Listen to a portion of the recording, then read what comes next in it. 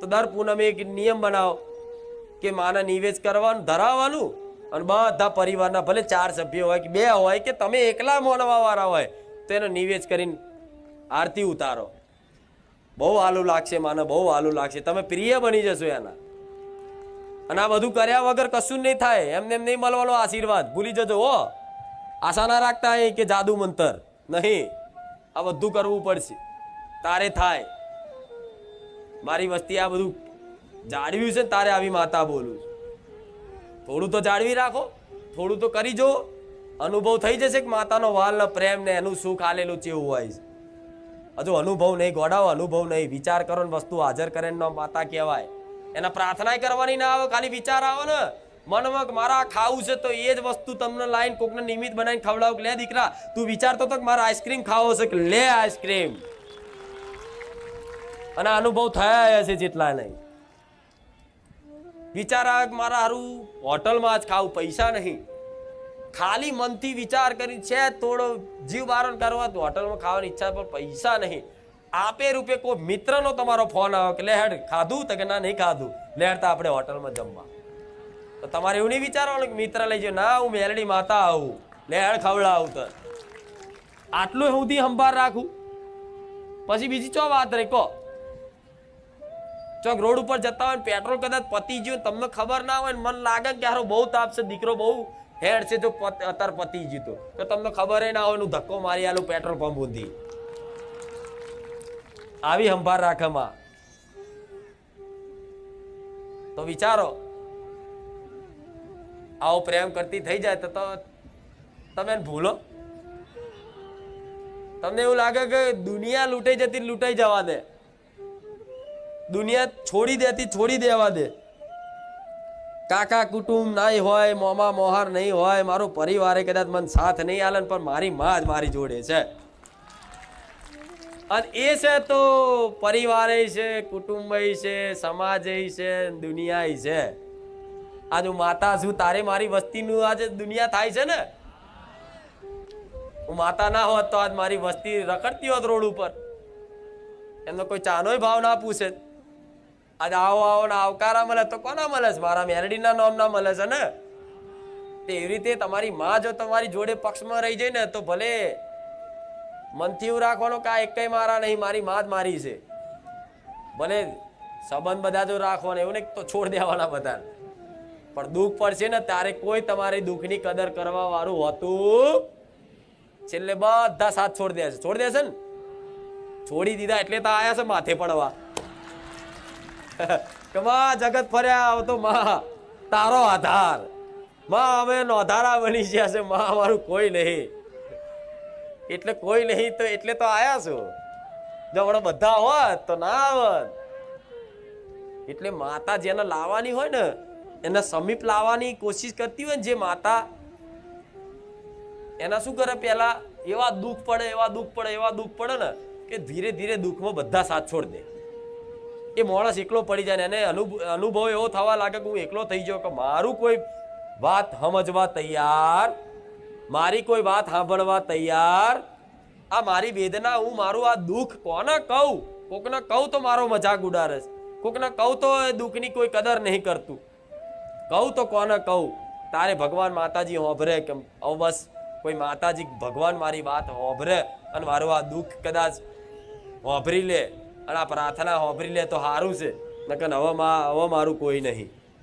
તો માતા હાથે કરીને જ આ દુઃખ આવે ને તારે બધા સંબંધ તૂટી જાય. અત્યારે તમારે એવા જ છે, કોઈ બોલાવવા વાળું નહીં હોય, કોઈ ભાવ પૂછવા વાળું નહીં હોય, બોલાવતા છે તો ખાલી નોમના. એટલે અહીંયા આવ્યા છો ને તો જોજો, જેમ જેમ મારી સમીપ આવશો ને એમ દુનિયા બોલાવતી થશે. થાય છે ને, અનુભવ હશે જ બધાનો.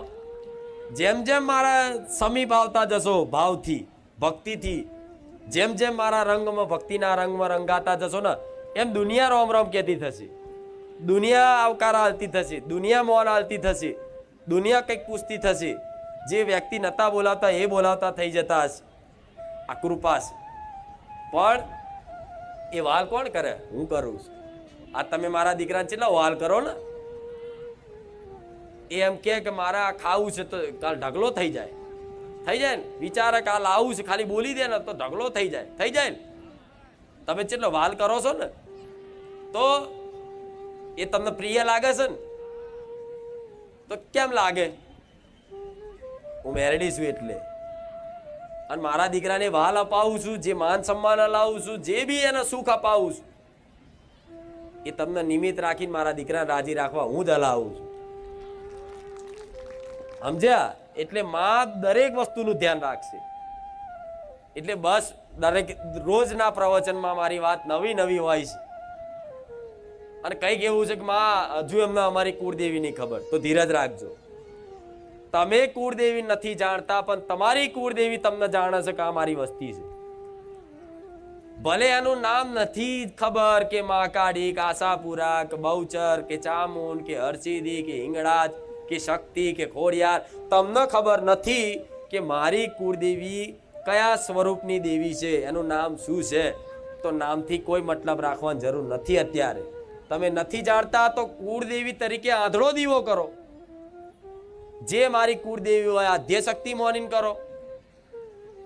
માં તારું અસલ, તારું નામ, તારું સ્વરૂપ કહેજે, તો તારા સ્વરૂપથી તારા નામથી તારી ઉપાસના કરીશું.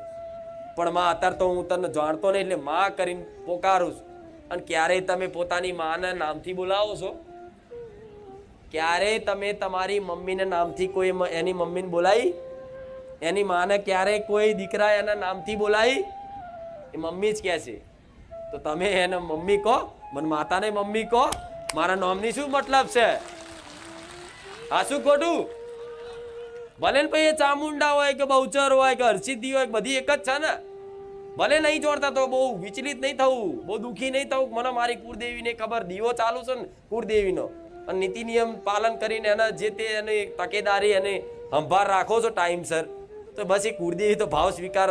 એ સમયની રાહ જોતી મારો દીકરો જેટલી તડપ છે મારા પ્રત્યેની, મને જાણવા પ્રત્યેની, મારા પ્રત્યેનો જેટલો એનો હરખ ને પ્રેમ છે એ ચેક કરી લે છે ને, એટલે સાક્ષાત એના સ્વરૂપે તમને દર્શન આલશે કે હું તારી ચામુંડા, તારી અંબે, તારી ખોડિયા, તારી બહુચર છું.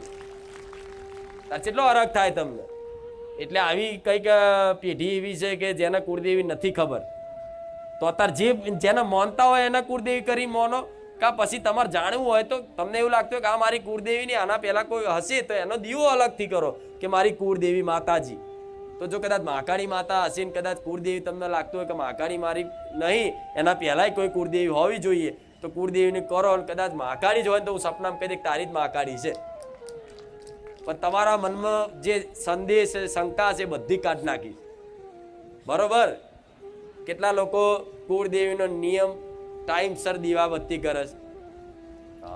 બધા બહુ ભલે સારું સાટું તો સુધર્યા નહીં તો ક્યાં માતા તો દીવાબત્તી 12 મહિને એકવાર કરો ચાલે કે એ તો ખાલી પગે લાગી લો એટલે આવી જાય, રોમ રોમ કર લો એટલે આવી જાય. તો રોમ રોમ શું લ્યા કરવા? તો પછી એવી આળસ આવતી. પરાણે દીવો કરવાનો, મન ના લાગે તો પરાણે કરવાનો. એ અવસ્થા બદલાય તારે દીવાબત્તીની જરૂર નહીં પડતી.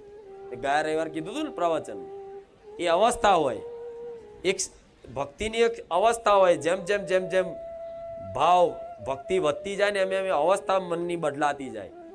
પછી તમને દીવામાં નહીં, ફોટામાં નહીં, દુનિયામાં બધી જગ્યાએ સત અસત દરેક વસ્તુમાં તમારી કુળદેવી દેખાતી થઈ જાય.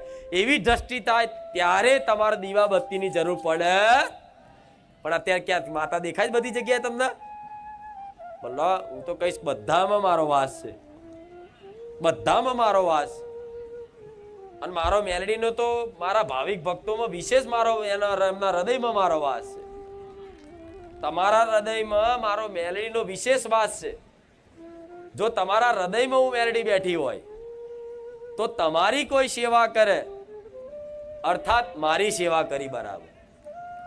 તમને કોઈ ભાવ આલે, તમને કોઈ ભાવ પૂછે, તમારો કોઈક આદર કરે, તમારું કોઈક સન્માન જાળવે, તો મારું મેલડીનું સન્માન જાળવી બરાબર છે.